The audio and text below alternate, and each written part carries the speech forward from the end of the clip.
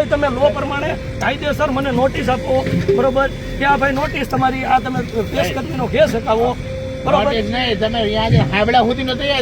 એ તો મારા કેસને સાંભળ્યા છો, મારા પરશુરણ મેં જે અપીલ કરી છે એને તમે સાંભળ્યા, તમે મને નથી સાંભળ્યા.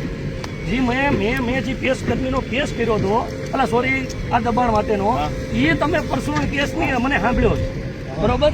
એમાં મેં સાંભળ્યું, એમાં મેં લેખિત આપ્યું છે કે મને મુદત આપો વકીલ રાખવા માટે.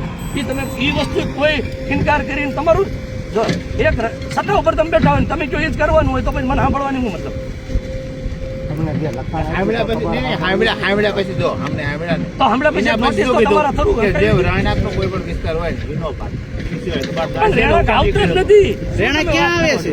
આવતા હોય તો હું નહીં આવતો હોય તો પ્રશ્ન નથી. જો આવતા હોય છે, તમે કીધું ને અમે જૂના મકાન બનાવ્યા છે સાહેબ, અમે એટલા માટે મેં કીધું રહેણા પૂરતું બાદ રાખો.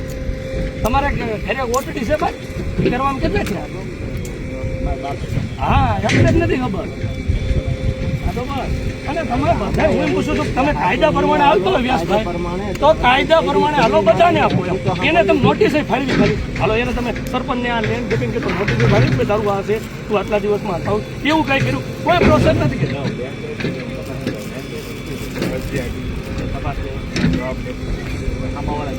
તમે સીએમએ પોર્ટલમાં શું જવાબ આપ્યો છે, બરોબર? કોઈ કર્યો એમ તો નોંધી ડાયરેક્ટ સરકારી જમીન. તમને કેમ ખબર પડી કે સરકારી જમીન?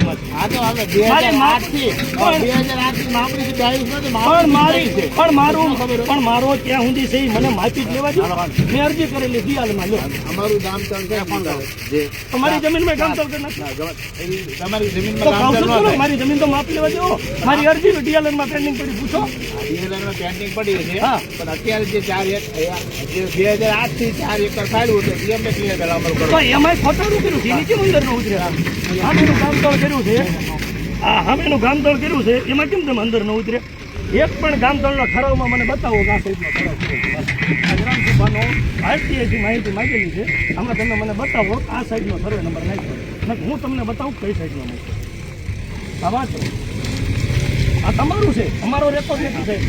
કાળાસર ગામે નવું ગામતળ માંગણી આજ રોજ ગ્રામસભામાં કાળાસરમાં ગામે ગામતળ ન હોવાને કારણે ગામ લોકોએ તેમની ગરીબ ભાઈઓએ રહેવાની તકલીફ પડે છે. કાળાસરથી ચોટીલા જવાના રસ્તે સર્વે નંબર 168 છે. હા, સર્વે નંબર 168 છે. સરકારી ખરાબાની જમીન આવેલી છે, જે ખાલી પંચરોજ ગામને બધું ત્યાં કર્યું. અહીંયા એક વસ્તુ થઈ નથી, તમને ખુદ ખબર છે, તમે ભલે આછાડા કામ કરો. સરકારી ખરાબાની જમીન આવેલી છે, સરકારી બિન વિવાદાસ્પદ છે.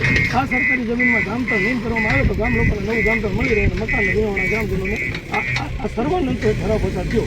એમાં બધાની સાઈનું પંચાયતીની બધાની, બરોબર. પછી પંચરોજ કામ સામે કર્યું, આરોગ્ય વિભાગનું સર્ટિફિકેટ સામે લીધું. પછી 6/6ની રોજ નવી ગ્રામ સભા પાઈ કરી, બરોબર. એમાંય ચોખ્ખું લીધું છે અમે ઘટે ને તો અહીં જોવાનું. તો તમે એને ભાવ કાઢી જ નાખો છો ખાલી પીડું છે. તો આ માણસાઈ નથી કાઢી છે તમારે સાહેબ. વિચારવું તમે સમજાવો ને થાય. કલેક્ટર સાહેબ એમ કીધું કે હું જોવા નથી આવ્યો, એ તો નાના રિપોર્ટ એવું બોલે છે. ડેપ્યુટી કલેક્ટરનો હુકમ છે 104. તમે સંપર્ક સાહેબ હતા? સંપર્ક સાહેબ હા, તો એને શું કીધું? એ તો આ તમે પ્રાંત સાહેબ સાંભળવું જ નથી કોઈનું, એ લખશે. એ તો સંપર્ક સાહેબે ખુદે કીધું હતું કે આ લોકોને ફેરવી જવા દો. હાલો પછી રાજેશ સાહેબ કઈ ગયા તો અહીંયા એમને શું આવ્યું? તમે એને કાંઈ નવા હતા, એને કોઈ નોલેજ નહોતું, તમારા રિપોર્ટ પ્રમાણે એને કીધું.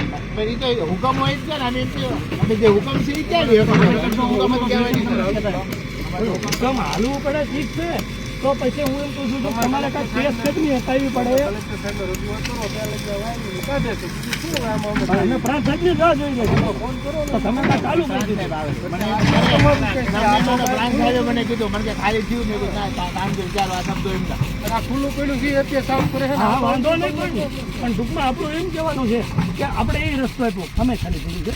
20-30 જણા હશે, સાંભળો વાત, પલોટ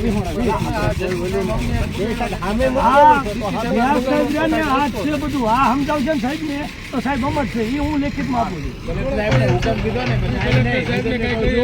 કલેક્ટર સાહેબ હુકમ છે ને પ્રાંત સાહેબે કઈ નથી કરવા એ બિચારીને હુકમ અમારે ના, હુકમને ફોટો આથી મારા રિપોર્ટ ઉપર જોયું છે અને તમે જે અહીંથી ભરાયું છે હા બાકી કોઈ વસ્તુ અમારે હુકમને આધારે હાલવાનું હોય ને અમને તો હુકમ છે. તો અત્યારે સાચી વસ્તુ ના, ના, પ્રાંત સાહેબ ગાંધીવાદમાં ન માને. એ તો ગાંધીવાદમાં. એને શું ફેર પડે?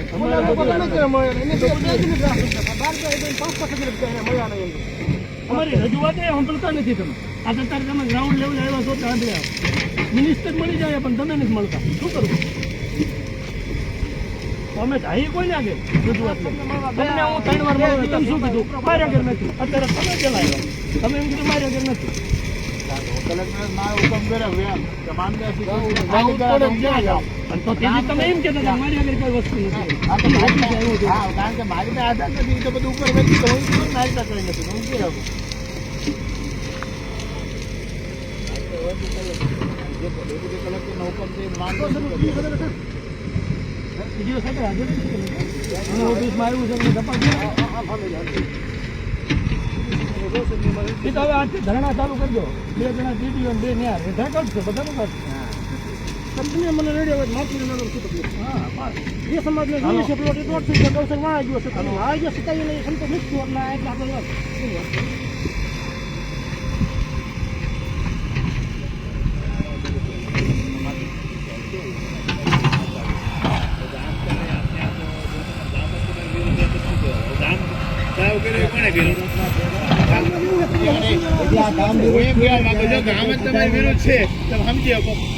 કોઈ કામ વિરુદ્ધ નથી 4-5 જણા જો આ કાળા હરનાય છે કોઈ કામ વિરુદ્ધ નથી કામ કોઈ રાજી ન હોય ઈ એને પાસ કરવો થઈ ગયો ઈ એક જણાને હવે તમારે ઉભા રહો તમારી મામલતદાર ઓફિસમાં તમારા 2 જણા વિરોધી હોય તો એ આખું મામલતદાર વિરોધી થયું કયો તમે ગજબ કરો ઈ એક જણો તો બોલાવો ને આખી પંચાયત બોલાવો સરપંચને બોલો બધાને બોલાવો હાલો વી સામે આપણે મજૂર થઈ છે સાહેબ સામે ન કરવી પડે અરજી અમારા પંચાયતમાંથી કાંઈ જોતું હોય તો પંચાયતમાં જ આપણે લખાણ આ વસ્તુ એવી છે હું કાળા હાથની અરજી અમે 20 જણા ખર્ચી માથા ગામના ખરાબ ગામમાં ખાલી કરાવી છે સાહેબ હાલો કાળા હરના કરશે એટલે કાળા હાથને 20 જણા અરજી કરી બરોબર આખા ગામની અમારે ખરાબો છે માલ સારો છૂટું કરજો આ બધા વાવેતર કરે છે 10-10 વીઘાના તો એ બધા મોટા કારખાના નથી